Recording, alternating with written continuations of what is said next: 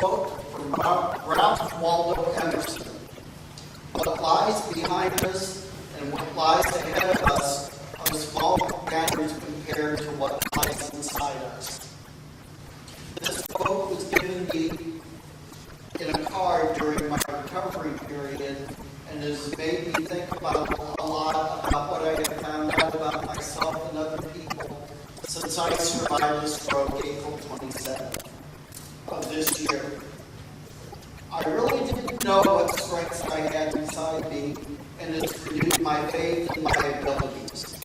I really didn't know how wonderful and responsive my family, my church family, my work colleagues, old and new friends could be, but it has renewed my faith in people. I really didn't know how the doctors and the therapists would guide me on the road to recovery, but it has replaced my fear of the medical profession with a respect and gratefulness that has driven me to get where I am today. I really didn't know that prayers and a deeper faith in God would be the key to my success, but it has renewed my faith in God. In case you haven't followed my story, here's a quick recap. Sunday morning, April 27th, I woke up at 3 a.m. and needed to use the bathroom. When I tried to get up, I had no use of my left arm and hand, and I could not move my left leg. I woke up my wife, Michelle, and my speech was slurred. She called 911, and the paramedics took me to Good Sam emergency room. After I was given the drug TPA, I reportedly said a line from Mel Brooks' musical Producers. I'm having a stroke of genius. Well, Michelle was telling the ER staff, if he says something that doesn't make sense, he's just doing a line from a show.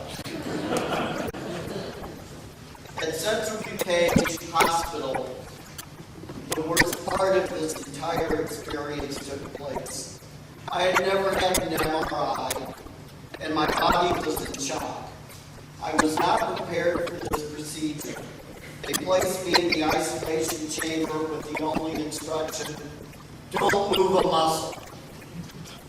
The noise during the MRI was deafening, and I later learned that sometimes patients were given iPods. But that didn't happen to me. I had to create my own music in my head. And I remember thinking in my head, one of my favorite Stephen Sondheim songs from Into the Woods, no one is alone.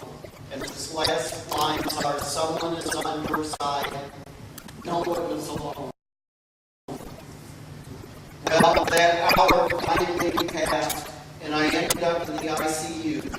And Michelle was there, and I was starting to process what this would mean during the coming months. The happy moments that I experienced at Central DuPage were due to the visitors who started to come. Among the first were Pastor Tom, Diane Hires, and old friends from high school, Mary Versalino and Dale Roberts. We laughed a lot, and we cried a little too. As the news spread of my stroke, my cell phone started ringing, and it became my lifeline to the outside world. I'd never texted before, and that became another great tool. And usually when I came back from therapy, there'd be some silly message under my text, and it would make me smile and crack me up. And my friend Mary Versalino set up the Mighty TED blog, and updates were sent out daily first. And it was a great way for Michelle not to answer the same questions over and over again. And it was a great way for us to communicate with, as Mary said, the friends and fans of Ted Waltmire.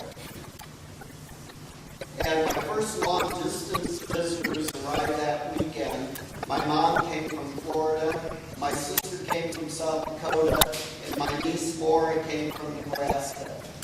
They were there when I moved to Mary and Joy and Eden, and and my real recovery started.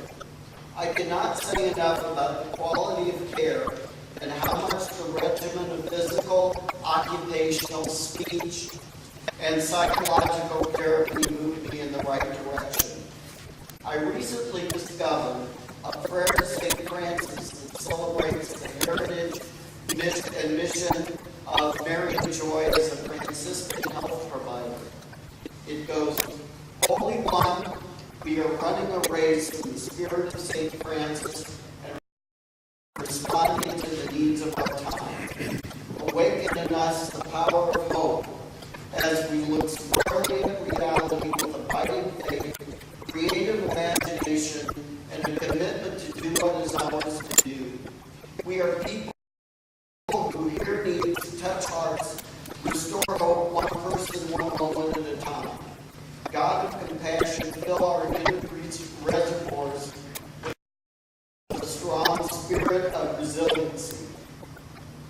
I was so blessed to get in Mary and Joy and work with therapists, nurses, and aides of this caliber. They're why I stand before you now. I had so many visitors to Mary and Joy that my room became party central.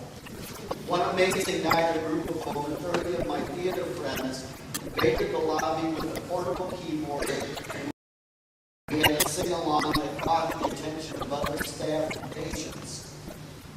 And I had recently participated in the production of Guys and Dolls, and many of the cast members were there, and we knocked the roof off the place when we sang, "Sit down, we're rocking the boat." And I'm also grateful to the friends who brought in contraband for me. And bag of potato chips, Arby's, and White Fence Farm chicken just was a great switch from the Mary and Joy food.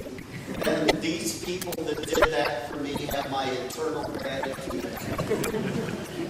Throughout this whole ordeal, I constantly thought of two men who shaped my life.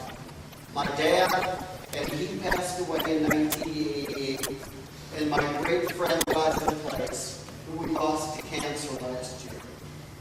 My father lived his last years with rheumatoid arthritis, and although I never heard him complain, his life was filled with intense pain. I determined that I would share his attitude and make the best of my situation, only let my doctors know how truly bad it is, and face the challenges head on. My dear friend Roger was a lay leader at the Woodbridge United Methodist Church, and he was constantly up before the congregation, just being an inspiration. And so I know Roger is here with me right now, and he'd be so proud that I'm up here standing talking to you. And I know my dad would have been proud of the way that I've handled all this. May 23rd began the next phase of my recovery, and I got to go home. In the meantime, one Saturday, friends from the summer place board came over, and they put up grab bars by the toilets and a second handrail to the basement, and painted the bathroom in the basement so I could shower there and make that my space. And that way I didn't have to go negotiate the second floor steps. But now I'm sleeping in my own bed on the second floor, and I'm showering in the stand-up shower, and it's just amazing that more of my life is coming back to me. And then there were many friends who cooked for us, drove me to outpatient therapy, and helped us survive the summer. My older brother, Rick, spent a number of weeks helping me get around, taking care of me while he was at work, and providing his own unique personality to liven things up when I'm home. I did have a regimen of therapy Monday, Wednesday, Friday at Mary and Joy in Oakwood Terrace that kept me motivated and introduced me to a whole other team of therapists. During this time, I learned more ways to be self-sufficient